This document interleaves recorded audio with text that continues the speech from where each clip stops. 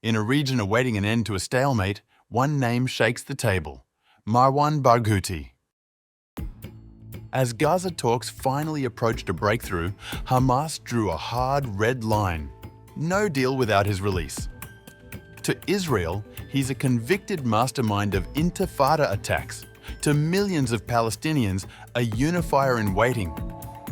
Polls place him above every Hamas figure, an icon powerful enough to reorder Palestinian politics overnight.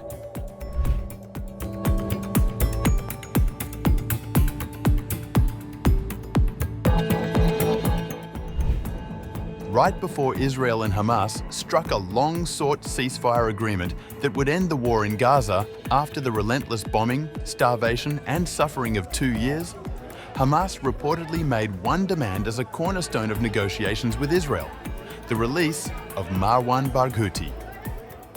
The Times of Israel quotes a source familiar with the matter as saying the militant group has told mediators that Barghouti's fate remains absolutely central to these talks. Currently serving 5 cumulative life sentences in an Israeli prison, the 66-year-old former Fatah leader was convicted of planning attacks during the Second Intifada that killed 5 civilians. Barghouti has consistently denied the charges, rejecting the legitimacy of the Israeli court that sentenced him. Despite 2 decades in confinement, Barghouti's name continues to command power on the Palestinian street. Often described as the natural successor to aging Palestinian Authority President Mahmoud Abbas, Barghouti's broad appeal cuts across factional divides, seen by many as the one figure capable of bridging the long-standing rift between Fatah and Hamas. Polling by the Palestinian Center for Policy and Survey Research repeatedly places him as the most popular Palestinian political figure, more than twice as popular as Abbas, and even outpacing leading Hamas figures. Some Palestinians have likened him to Nelson Mandela, a comparison reinforced in 2013 when activists launched a Free Marwan Barghouti campaign from Mandela's former prison cell in South Africa. Israel, however, views him differently, as a convicted terrorist and a dangerous symbol whose release could reignite militant resistance.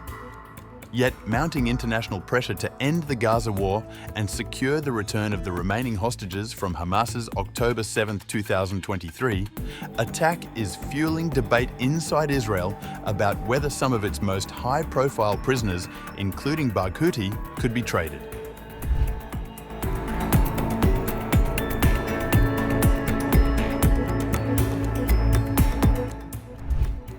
In August, Israel's far-right National Security Minister Itamar Ben-Gvir reignited public attention on Barghouti when he visited the high-security prison where the Fatah leader has spent most of the past 2 decades in solitary confinement.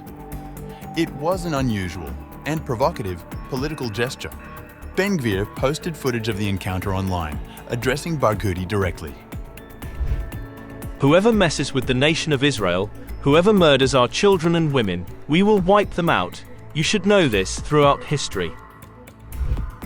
The video, the first time Barghouti had been seen in over a decade, shocked his family in Ramallah. Gaunt and with white hair, the years of isolation had transformed him beyond recognition. We felt shocked. It wasn't easy for the family, and it took minutes until we recognized if it's my father or not. Speaking to ABC News, Arab Barghouti accused Ben-Gvir of exploiting his father's imprisonment for political theater. They have the audacity to come and taunt my father behind bars in a tiny cell. This is a bully move. It's unbelievably disgusting.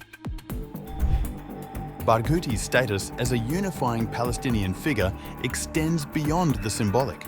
He was a co-author of the 2006 Prisoners Document, which sought to reconcile Hamas and Fatah under a common vision for a Palestinian state encompassing the West Bank, Gaza, and East Jerusalem, territories Israel captured in 1967. It is precisely this vision, his family argues, that makes him so threatening to Israel's political establishment. Israel's biggest danger is having a strong leader, an influential leader that speaks of what the international law and the international community accepts of, which is the two-state solution which my father has been supportive of for more than 30 years. His support for a state based on pre-1967 borders stands in sharp contrast to the stance of Prime Minister Benjamin Netanyahu's government, which rejects such an arrangement outright.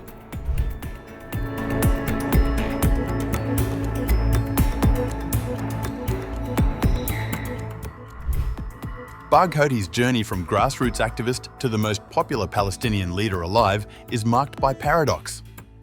Born in the West Bank village of Khobar, he rose through the Fatah movement under Yasser Arafat, later becoming its Secretary General. After the Oslo Accords in 1993, he returned from exile and was elected to the Palestinian Legislative Council. During the Second Intifada, Barghouti became one of the most visible faces of resistance, surviving several assassination attempts. Israeli authorities accused him of orchestrating attacks through the Al-Aqsa Martyrs brigades, charges he denied, insisting he supported only legitimate resistance under international law. My father has always been very consistent about his policies.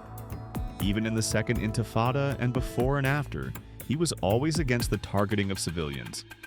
He is supportive of the Palestinians' rights of self-defense according to international law.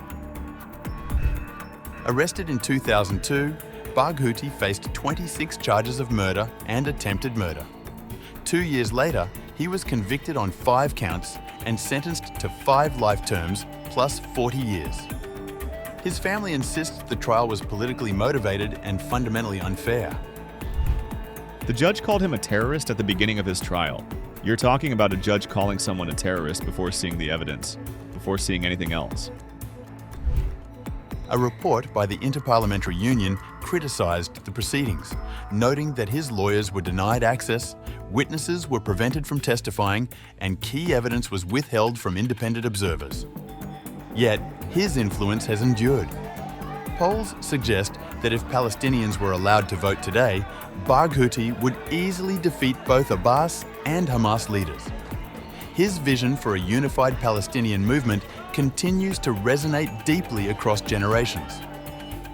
One of his longtime allies, Kadura Faris, recalled that ahead of the 2005 presidential elections, Abbas personally asked him to persuade Barghouti not to run from prison, an admission of the threat his popularity posed. Today, in Khobar, Barghouti's face is painted on walls, his name chanted in cafes and protests alike.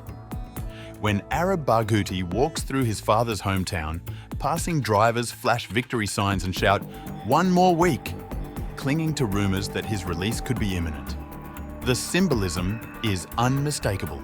For Palestinians, Marwan Barghouti is more than a prisoner. He is a promise of leadership, reconciliation, and perhaps one last chance at a two-state solution. For Israel, he remains a dilemma, the man too popular to ignore, yet too dangerous to set free.